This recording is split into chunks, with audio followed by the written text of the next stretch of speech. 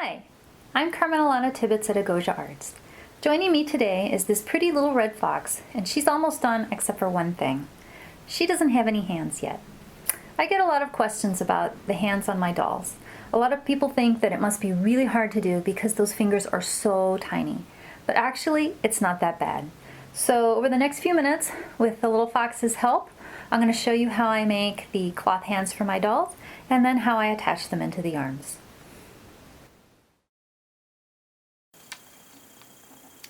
The first step to making your hands is to create a pattern, and there's two ways to go here. Either you can trace something freehand, as I've done, and that may require a little bit of experimentation, or you can go to a copy shop, put your hand down on the machine, photocopy it, reduce it down to size, and get something that you like. The next thing that you're going to do is use your pattern and trace it onto fabric. And the key to making these hands is the t-shirt fabric. And I have to give credit where credit is due here. I learned this technique from Akira Blunt, and it's a fantastic technique, and it will change your life if you've never tried this. So I use recycled t-shirts, and just go to a thrift store. If you would wear that shirt because you're comfortable with the weight, then it'll work just fine for this technique. You don't want something that's really thick because it'll be difficult to turn those fingers. And obviously you don't want anything too thin because then it's prone to blowouts when you're stretching it. So go ahead and trace your pattern on with your favorite marking tool. And I do this wrist to wrist so that I have a pair of hands, and it's always a good idea to make an extra just in case something bad happens. So then what you're going to do is you're just going to sew inside or on the line. It doesn't really matter.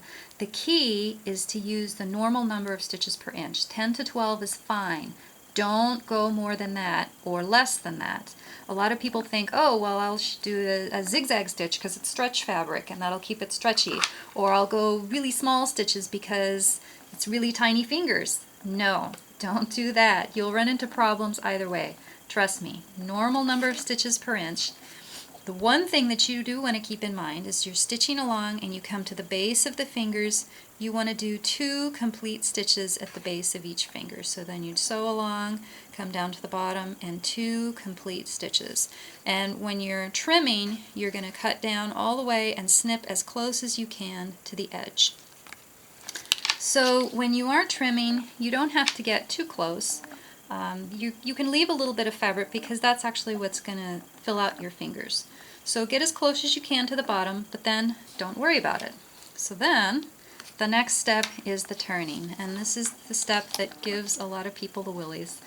And the key here is to use hemostats, and if you know anybody who's in the medical profession, usually you can find them there. You can order them online, and these are the tool. What you're going to do is you'll have your little fingers, you're inserting the hemostat, you're going to open it up, and then you're going to push the fabric in between those teeth. You're going to close it down and pull it out. And it is super simple. So up it goes.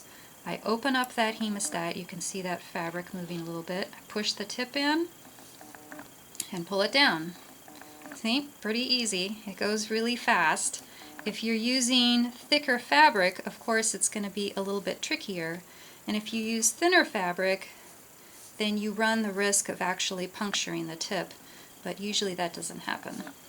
The thumb is the easiest because it's usually the widest. So then you're going to have something that looks like this. Put your hemostat back in, and you're going to grab as many of those fingers as you can and pull it out the wrist. So it doesn't have to be anything fancy, and you can actually tug quite a bit because this fabric is a lot stronger than you would think. So there you are. There are those little fingers. They look a little arthritic and crooked, but they're all in good shape and they're doing fine. So the next step would be stuffing. And I actually don't stuff. If you look at your hands, they're flat. They're not stuffed. And so what a lot of people do when they're first starting out making dolls is they stuff. And so you get something really fat, little sausage fingers, and it looks like your doll is suffering from a bad case of snakebite.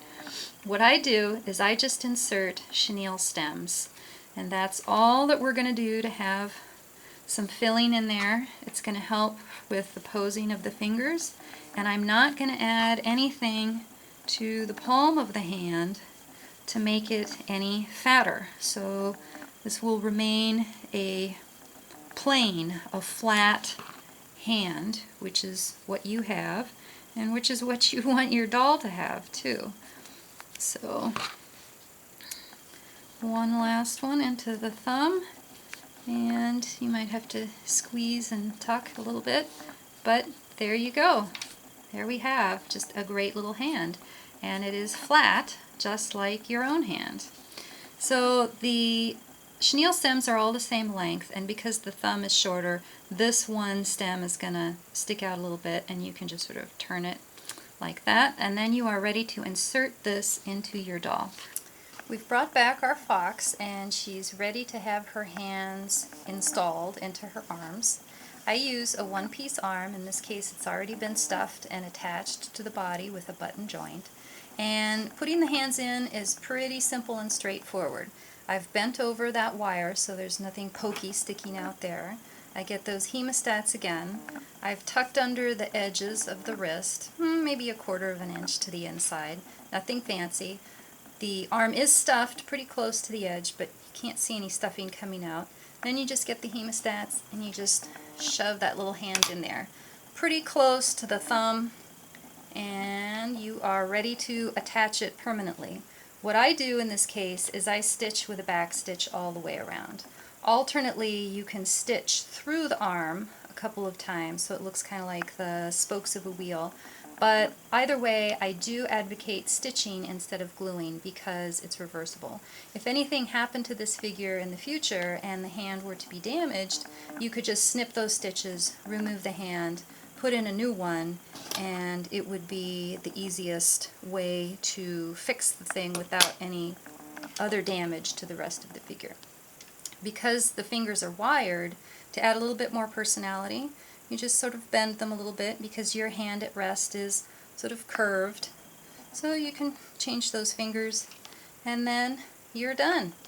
Nice little hand, perfect tiny little fingers, a lot of personality for your figure, and you didn't have a painful experience. So not too bad. Give it a try. It's pretty easy.